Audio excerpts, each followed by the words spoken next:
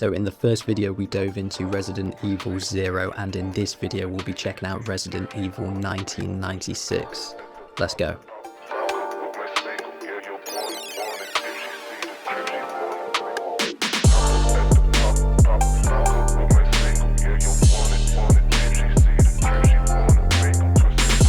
So Resident Evil 1996 initially came out on the PlayStation and was later ported to PC, followed by the Sega Saturn and then the Nintendo DS.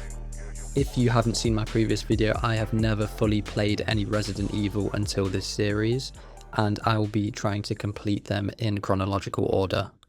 So when I first started the game, I was met with a guy getting chased down and eaten by a zombie.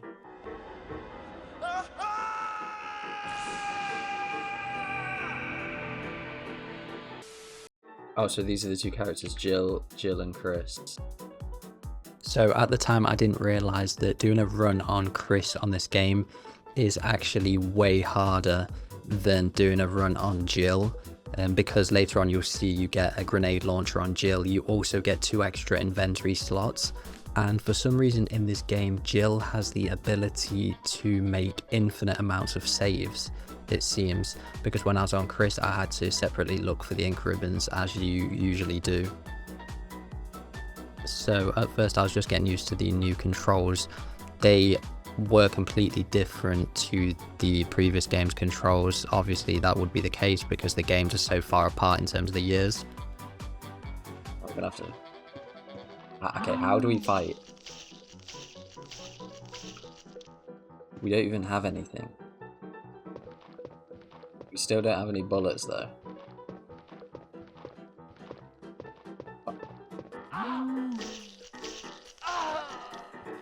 No, that's it. So you can see I had no idea how to even sprint at this point.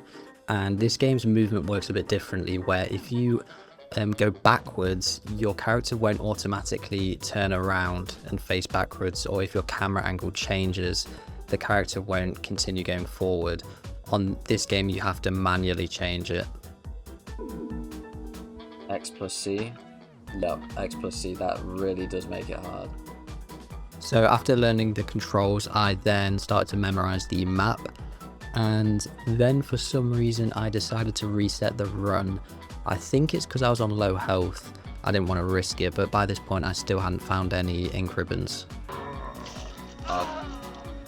There we go, restart. And then I fought my first boss. It was quite an easy boss. All you had to do was add chemicals to the water supply to kill it. One. Or what side they're going to be on. We have to use this chemical.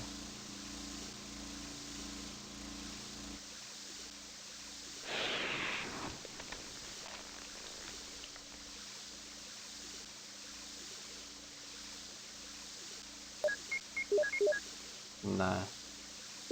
Oh, you can combine them. After dying a few more times, I eventually got the blue gem, which gave me my first crest, and that was 1 out of the 4 that I needed. And yeah, when we break the statue, it gives us this blue jewel.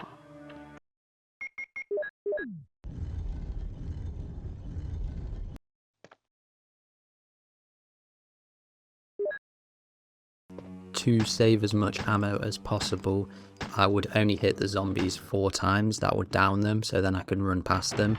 And I spent a lot of the game looking for these small keys and also going to secret areas to get shotgun shells.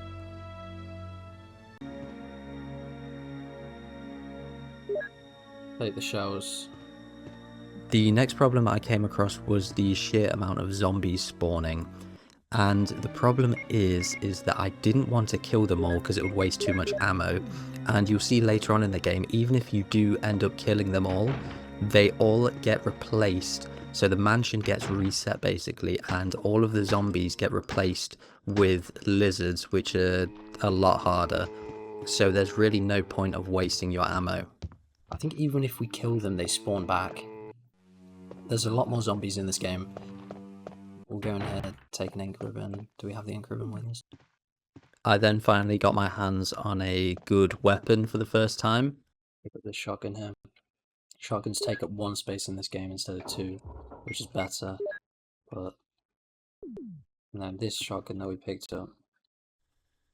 I was also conscious about how in the last Resident Evil, you could make a bad save where it doesn't really matter that you've saved the game, you still have to restart from before that point because of things like you've got no ammo to fight the bosses and you've got no heals. So I was always trying to get as much ammo as possible and also save the heals. We then got to the next point where Rebecca plays the piano to open the secret entrance to a room. And what you have to do here is you have to take the emblem from the dining room. And then when you take the golden emblem from the secret room, the door will be stuck. And then you can unlock the door again by placing the wooden emblem. Then if you get the gold emblem and place it where the original one was, that will unlock a secret key behind the clock. I then prepared some herbs for the next boss, and it's cool to see, by the way, how you can combine herbs with every character in this game, whereas in Resident Evil 0 you can only combine herbs with Rebecca.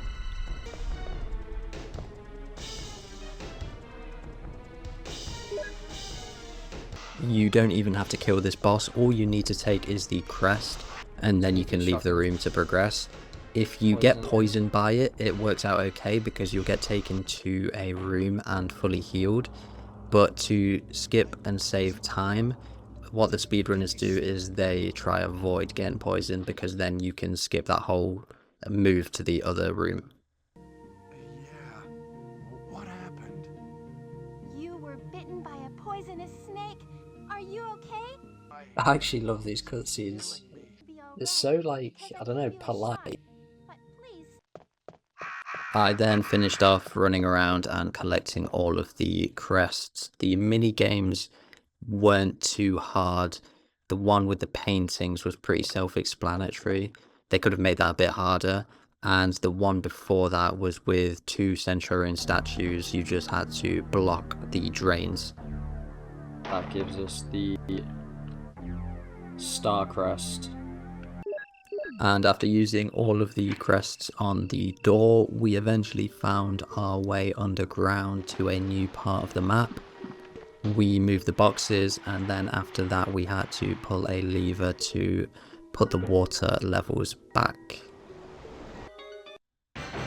I'm not sure if it's because the shotgun is a very strong weapon in this game, but all of the bosses I faced died very quickly compared to Resident Evil 0. It would have been interesting to see what they would have been like with if I just used a pistol instead. Do you just have to run from these?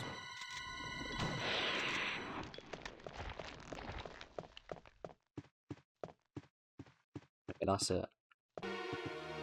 Then we return back to the mansion, and this is the part where I mentioned about the lizards replacing all of the zombies. On our way to the next boss, we did fight a few of the lizards, and we might have died the odd time as well because they are a lot faster compared to the zombies, and also the corridor where the dogs were gets replaced by spiders as well. This is where it just doesn't do anything, just no matter what we do.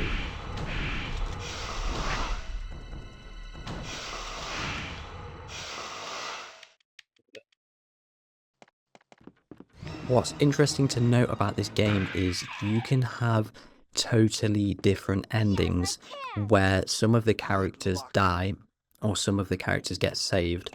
For example, on my run after on Jill, I didn't see Rebecca for the whole game, and also I was the only one to get on the helicopter. Towards this point of the game, I actually ran out of ink ribbons, so I got all the way up to this stage, which is fairly close to the final section of the game, and I died without saving. And this is the first time I really started to realise how powerful the lizards are. Mistimed it. What? There's no way. How have we just died? that quick? It took me near enough an entire rerun of the game to get back to this point. I still had to go through all of the crests a second time, and this time it wasn't as bad. How was it that bad this last time? No, we're gonna die now. Really, they are strong. I dodged that one. You obtain these two books towards the end of the game, the Book of the East and the Book of the West. And these books both have two tokens inside of them which you use to open up the final stage. Is this the final stage? I then completed the next few tasks which involved unlocking basement levels 2 and 3 and also getting a laboratory key. I did come across a few issues in this section of the game. For some reason I just kept dying and I'm not sure why. How do you enter? How do you enter the... How do you enter the vents, bro? How do you enter the vents? Going to the next cutscene, I was shocked to find out that Wesker had betrayed us and he shot Rebecca. Rebecca! What? Don't move. Wait, he just shot Rebecca? Chris, I have something to show you. Wait, so that's it, Rebecca's dead now for the rest of... Okay, so we're finished then. It's gonna attack Wesker though, isn't it? Yeah. What? Don't come this way! No! Live here. On a red danger. I then killed the boss. My thoughts on this boss is that for the second to last boss, it should be a bit harder. I think it should at least run around and chase you, or maybe have like a dash ability, because all you literally have to do is keep your distance, fire 2 shots, go around the corner, and then using the pause menu reload makes it a lot easier as well. That was the easiest boss I think I've ever fought. It seems like this I then bulletproof found out jacket that is pretty Rebecca strong. had actually not died because she had a bulletproof vest What on. about Captain Wesker? And going into the final boss, I think this was a bit more challenging with its speed, that you could only fire 1 shot and then you have to move 1 shot and then move, and then you get given the rocket launcher where you take the last shot and then you win the game. So I think this was an okay boss. It could have been a little more hard, but the problem is that there's no save points really here until maybe the save point I had was all the way back at the before the laboratory. There we go. And yeah, then we had the credits, and then I decided to do another run as Jill. Now at this point I didn't know how Jill is actually very different to Chris in terms of the structure of the run. I thought there was a chance it could be harder because in Resident Evil 0, Rebecca is a lot harder to play with rather than Billy. So Rebecca her fire rate slower, and also I think they have the same inventory space, but there are a few differences between them. So at this time I didn't realize there's specific endings you can get where you can avoid the boss coming back entirely and you can just get straight on the helicopter. What? And it just lands and that's it. There's no boss fight. That's all we do for this run. How is it that much easier? So the run on Jill I got was just over an hour, so it was not bad.